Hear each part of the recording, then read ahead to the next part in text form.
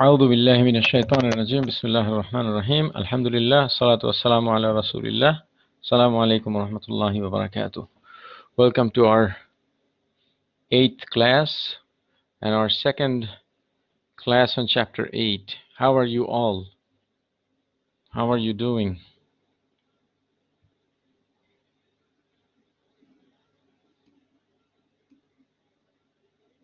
Alhamdulillah, very good.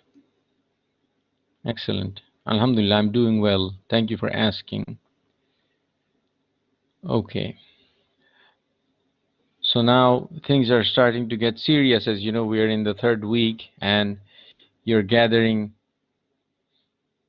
you're beginning to accumulate some material in every class. So if you are falling behind, now is the time to not fall behind anymore, because your first quiz in many classes would be coming up, and then the midterms would be knocking in a couple of weeks. So if you're falling behind, now is the time to catch up and become up to date, so that you're not stressed out a couple of weeks from now, right? I told you many times before that we have a shorter semester this semester, and April 13th is the first day of Ramadan, so we need to make sure that we cover most of our material before then.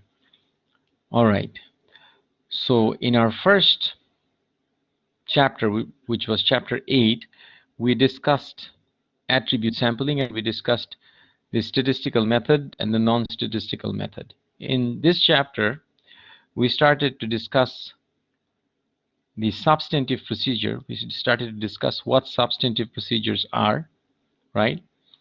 And then also started to discuss the monetary unit sampling. So who can remind us, who can refresh us, who can define what we mean by substantive tests?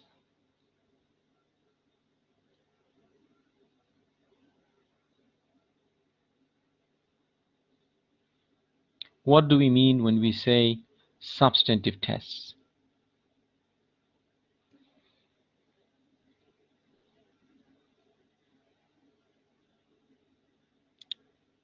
The real skeleton of auditing, I would say it's the heart of auditing. You follow the heart of auditing. The actual audit is the substantive procedure. Anything that you do until substantive procedure is done, right? Anything that you do until the substantive procedures are done is to decide how much substantive procedure you're going to do, how much substantive procedures you're going to perform. And the results from your substantive procedures, what you find in the substantive procedures, decide everything else after that. Decide how you're going to give your opinion, right? So substantive procedure is the heart of the matter. It is the real audit. Substantive procedure is the actual audit, right? That's the main thing that we do. What is another name for substantive procedure? I mentioned it in a previous class. Who can remind us? What is another name of substantive procedures?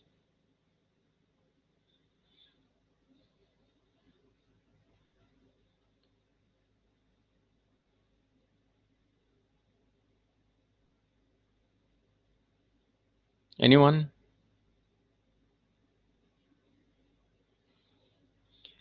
The other name for substantive procedure is test of details. Does that ring a bell? Test of details. Does that ring a bell? I mentioned it last time. So you should know that substantive procedures or substantive testing is also known as the test of details. All right. In substantive testing, we look at a particular account or a particular amount and we say, how reasonable is this amount? Is this amount fairly stated? Is the mistake that we feel exists in the account small enough for us to ignore, or is it big enough for us to say the account is not fairly stated? That's what we do when we do the substantive procedure. Monetary unit sampling method, monitoring unit sampling technique can be used to perform substantive procedures. And the monetary unit sampling, just like the attribute sampling, has 4 steps. This is the same, these are the same 4 steps that we discussed, if you remember, in our attribute sampling. Plan, perform, evaluate, and document. Are you following? So we're going to start with the first step, and that's all we're going to discuss today, the planning. And although we might end a little bit early after the discussion of planning, we're not going to start discussing the second step because we need to discuss all of it together. So let's start the first step, which is planning. The planning step has 3 activities: determining the test objectives, defining the population characteristics, and determining the sample size. So these are the 3 activities that are included in the first step of the monetary unit sampling. Let's start with this first one, which is activity A, determining the test objective. Now, you see here, there are you could have 2 different test objectives, 2 different types of test objectives. The first one says, test the reasonableness of an amount, such as the accuracy and existence of inventory. So, testing the reasonableness of an amount on the financial statement. Is this amount reasonably stated? Is it fair? Remember, we cannot be worried about, as auditors, we cannot be worried about small errors. We have something called a tolerable threshold. We can tolerate a certain amount of errors, so we cannot be looking for small errors, or we cannot be concerned with small errors and we say, no, this $5 here and $1 here and so forth, we must fix everything. It is not possible, because human beings prepare the financial statements and there are imperfections. So we have to accept that. That's why we say the reasonableness of an amount, not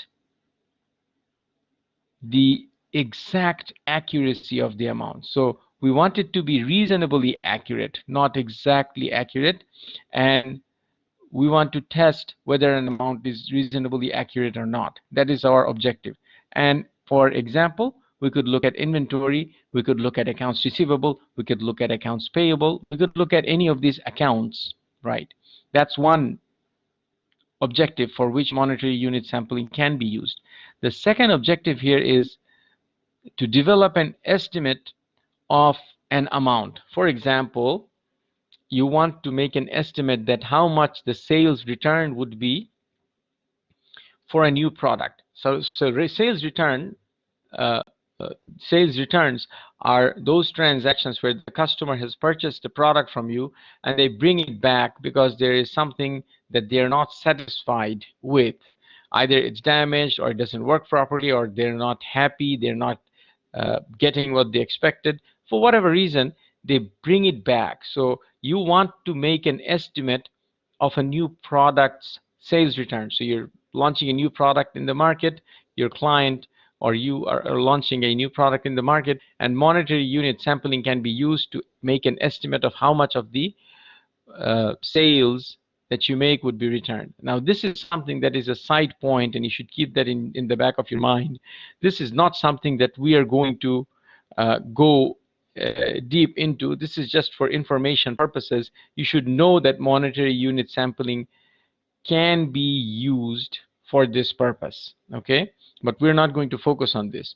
We're going to focus on this first point, which is test the reasonableness of an amount. So far, so good. Are you following?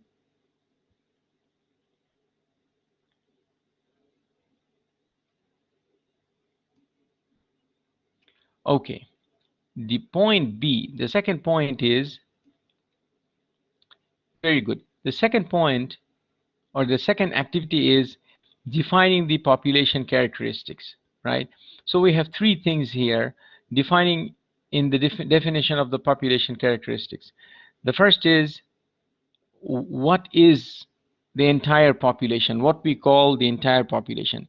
You remember in our attribute sampling, when we were doing the testing of internal controls, our population included all the checks that were $10,000 or above, right? You remember that? That was our population. So here also we have to define what the population is. In the previous example, in the attribute sampling, I'm going to repeat this so that you can connect all the material that we are adding to the previous material. In the sampling unit, in our previous example, doing the attribute sampling, what did we say a sampling unit was? Who can remember? Who can remember? Who can recall what we decided a sampling unit to be in our previous example? And we're going to learn what we're going to do here. But let me see if you remember. One check. Very good. Sharat. One check. Because we could check, we could test whether they have two signatures on one check or not. So our sampling unit was one check, right? So we need to define what our sampling unit is for this example, for the monetary unit sampling. Then we have the third, misstatement. In our previous example, what did we test in this case? We did not call it a misstatement. What did we call it? Do you remember? Who remembers? And I made a point of asking you this before, that when you did not find two signatures, what did we call that? Who can remember?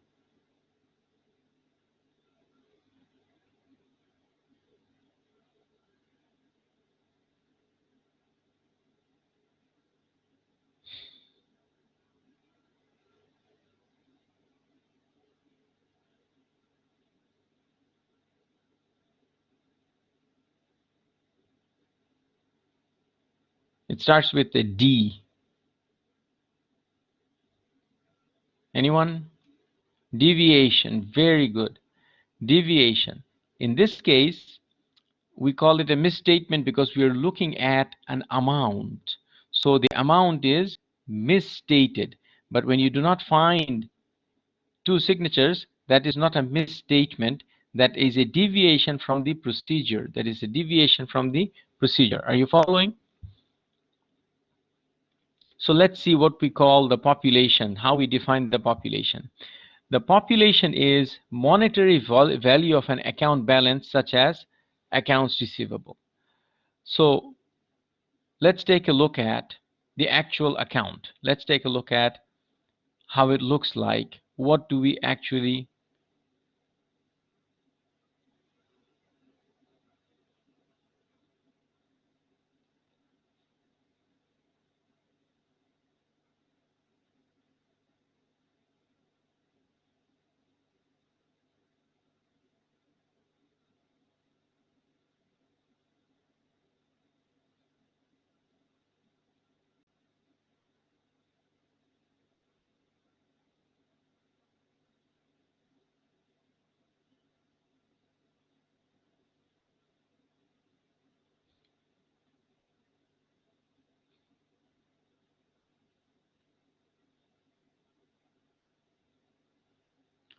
just give me just a second. I'm trying to share this with you so that you can look at it.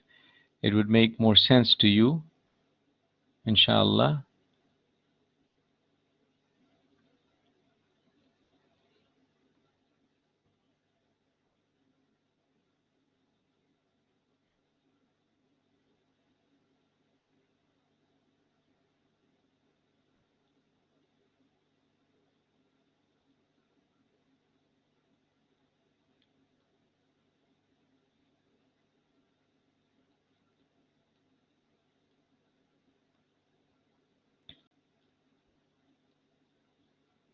You see this balance sheet. You're able to see this balance sheet on your screen.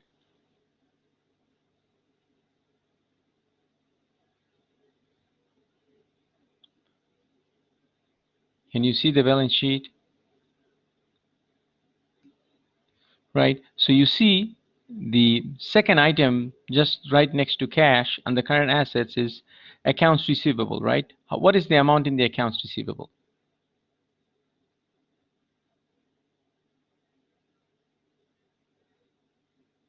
How much is the amount in the accounts receivable?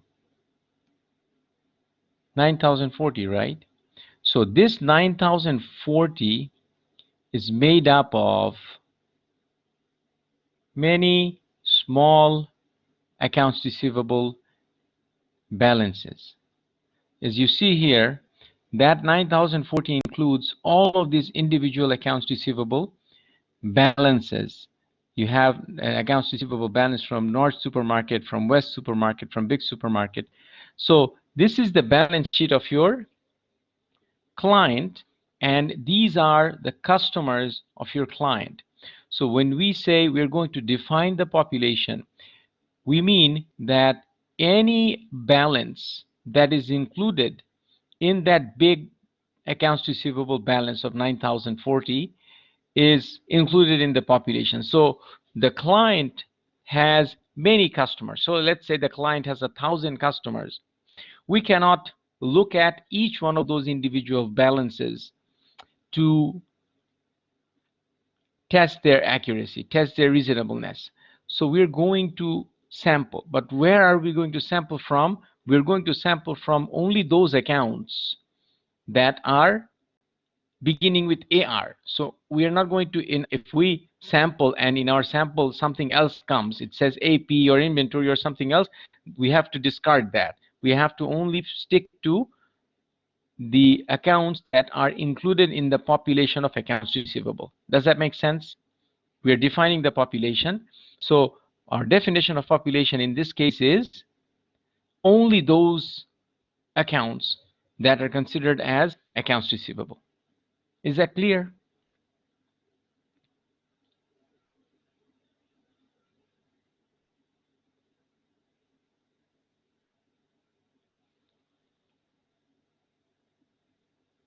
Are you following? When we say we define the population, right? So come back to the step and the activity. The activity says define the population. So the monetary value of an account balance such as accounts receivable. So when we say, Muhammad Nasser, we say that we're going to define the population, we're going to sample from a population of accounts receivable. So when we looked at that general ledger, we have many customers of the client, and all of those customers that have an accounts receivable balance is included in our population from which we're going to take individual amounts to test. Does that make sense? Muhammad Nasser, does that explain to you what we are talking about? Okay, very good. So that's the first point under activity B. Okay, define the population characteristics. So we define the population. Second, we define sampling unit. What do we mean by that? An individual dollar represents the sampling unit. If the accounts receivable balance is 250,000, then there are 250,000 sampling units. Remember our discussion of monetary unit. What do we mean by monetary unit? Monetary unit means $1 or 1 real, whatever the currency is.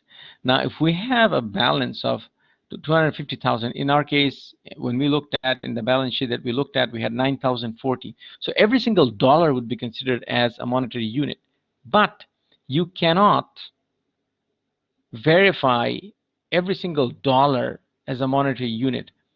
So you have to come to something called a logical unit. What is a logical unit? A logical unit is an entire customer or transaction, right? An entire customer and transaction. So let's go back to our financial statement and look at what exactly we would consider a logical sampling unit. You see here, who can tell me the balance of North Supermarket. My arrow is pointing there. What is the balance of North Supermarket? How much is it? Who can tell me?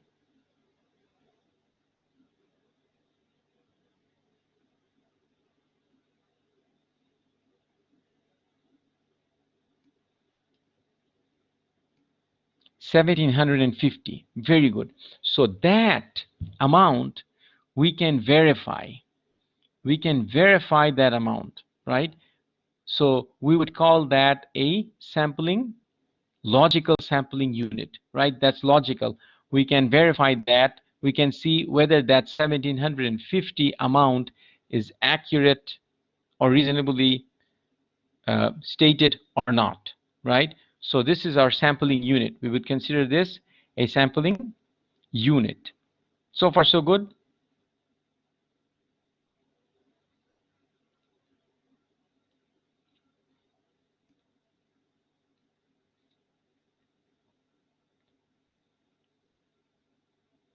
Okay. The next thing we are going to do is define a misstatement. So a misstatement is defined as the difference between monetary amounts in the client's records and amounts supported by audit evidence. So now what we're going to do is we're going to define a misstatement. We're going to say how much we would consider a misstatement, and it is usually done in dollar amounts. Not usually, always done in dollar amounts when you're doing monetary unit sampling. It's not in percentage anymore. In the monetary unit sampling, we have the misstatement is defined in dollar amounts. So what do we do to confirm the balance? We send the client a letter. We send the client, not the client's customer. We send the client's customer a letter, and it looks something like this. As you see on the screen, it's a letter. So let me ask you first, what is the name of the independent external auditor? In this letter, from this letter, can you identify the name of the independent external auditor?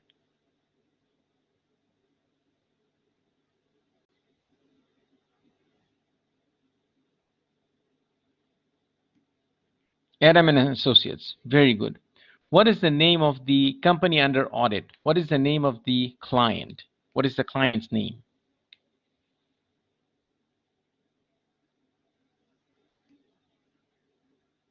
Anytown? Is that the client's name? That's the name of the city, right? That's the name of the city.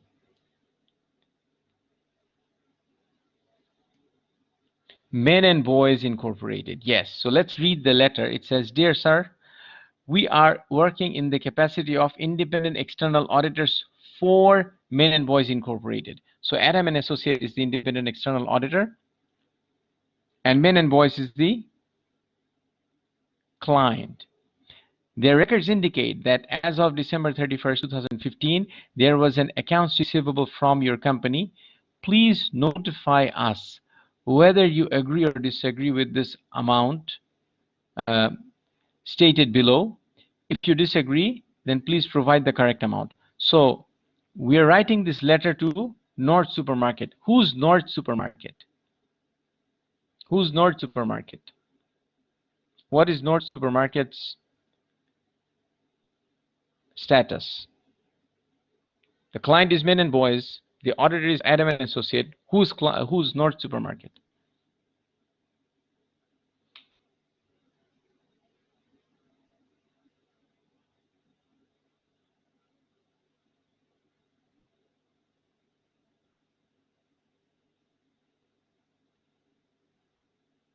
Anyone? The client's customer. Very good. So the client's customer of the client. Very good. As you see, this letter went to North Supermarket and it came back. They had the option to say, I agree with the accounts receivable balance of 1750, or I disagree. So it's sent to the person who signed was the accounts payable supervisor. Remember, your client's accounts receivable is the customer's accounts payable. So the accounts payable supervisor who signed here and he provided the title said that I disagree with the amount above balance. The correct balance is 0. Okay, the correct balance is 0. Now the question is, how much the balance sheet shows? The balance sheet or the general ledger shows as the balance. What do we see? 1750. But from our investigation, do we feel that 1750 is the right amount? No, right? Because the client, the customer is saying something else. Now, we cannot make a conclusion without doing further investigation, and what we need to do further, we will discuss later. But here, there is a possibility that there is a misstatement. So this would, we would consider that if the amount does not equal, or it is very, very different from the amount shown on the general ledger, we would consider that a misstatement. Is that clear? So when we define the misstatement, this is the actual procedure, and we will have to define the misstatement way before we send this letter, right? Way before we send this letter. Is that clear?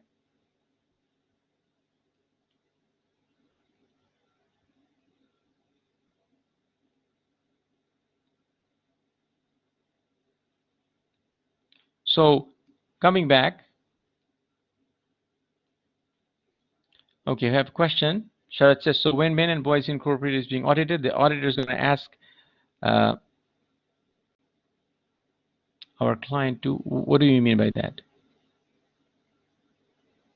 Men and Boys is the client, auditor is Adam and Associate, right? So Adam and Associate is going to verify the balance with Men and Boys is customers, right? All the customers of Men and Boys would get, that you select as a sample to test, would get a letter. Does that make sense?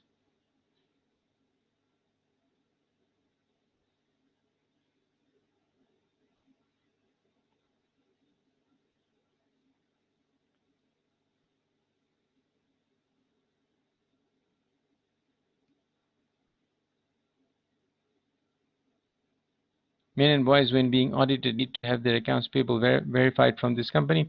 Look, if you're talking about if North Supermarket is being audited, are they going to send a letter to Men and Boys? And the answer is yes. But we are not auditing North Supermarket. Are you following?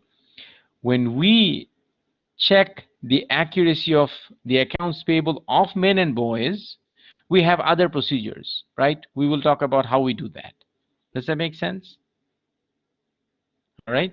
So here, what our purpose here is to define. So the misstatement is, we consider a misstatement if what your book value is, which is 1750, is different than the audited value in our case, which has a potential of being 0, then we would consider this a misstatement. And this would be defined,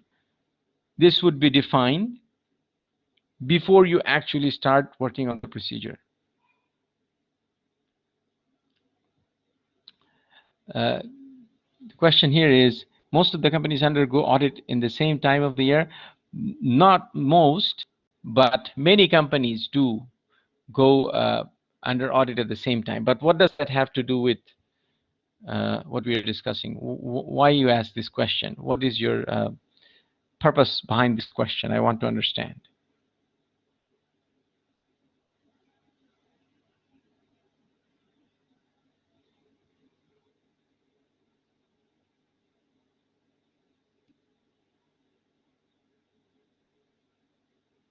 Exactly right. North Supermarket can have a misstatement as well. So that's why I said you do not automatically consider that a misstatement. This requires further investigation. When you have a difference, there is further investigation is required, because North Supermarket could be wrong. The customer could be wrong as well. Are you following? Sometimes for timing difference of their payment and their receiving of the payment, it is possible that both are speaking the truth on that day, the day that you ask, because they have sent the payment and it's showing 0 on their books, but your client has not received the payment. That's why they're showing the amount. So it requires further investigation. You follow, right? The payment is coming maybe in the post, in the mail, so it requires further investigation, right? So automatically you cannot say this is misstated. There are other procedures, right? I'm just trying to introduce you to this procedure, and we're going to go through the confirmation and so forth in more detail. All right? Does that make sense? All right, very good. So the last thing that we have under the planning, uh, which is to determine the sample size. Now this is a table that we looked at, something similar to this in the attribute sampling. And the four items listed here were the same four items, but there is a slight difference which we are going to discuss.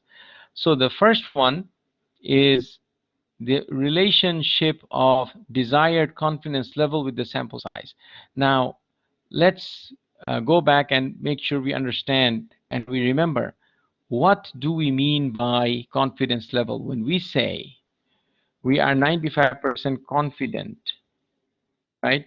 Or we have a 95% confidence level, right? When we say we have a 95% confidence level, what do we mean by that? What does that mean when we say we have 95% confidence level?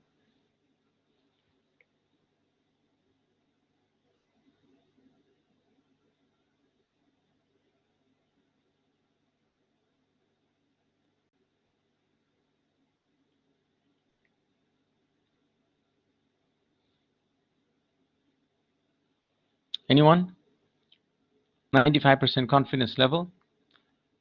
We mean that we are 95% sure that the sample is a representative sample, right?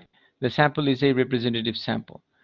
The opposite of that is sampling risk, which is a 5% risk that the sample may not be representative. So the higher the confidence level is, the higher the sample size would be, just like we did it in attribute sampling, right? The more sure you want to be, the larger your sample size would be. The second is tolerable misstatement. A tolerable misstatement is the amount of misstatement we can tolerate and still say the account is reasonably and fairly stated. The relationship between this and the sample size is inverse. So the more mistakes you can tolerate, right, the lower the sample size could be. And we discussed this in some detail in a previous lecture. And if you're uh, not sure why this relationship is this way, you can go back to that lecture and listen to it, inshallah. It's in chapter 8. So the relationship is inverse. The more mistakes you can tolerate, the lower the sample size would be. The less mistakes you can tolerate, the higher the sample size would be. And this relates to the sample. The expected misstatement relates to the population. And there is a direct relationship between the expected misstatement and the sample size. The more mistakes you expect, the higher the sample size would be. The more mistakes you expect in the population, I should say, the higher the sample size would be. And the fewer mistakes you expect in the population, the lower your sample size would be. And why that is and how that is, we discussed it in our previous lecture in chapter 8. So you can go back and revisit that if you have any doubts. And the fourth one is population size, which we said in the attribute sampling that there is no relationship unless the population is really small, less than 500, then we can lower the sample size. Otherwise, in attribute sampling, there is no particular relationship. But in the monetary unit sampling, the larger the population size is, the larger the sample size would be. And the smaller the population size is, the smaller the sample size would be. Okay? So these are the uh, reasons or uh, variables for which the sample size increases or decreases. Any questions on what we discussed so far today or on Sunday about chapter 9?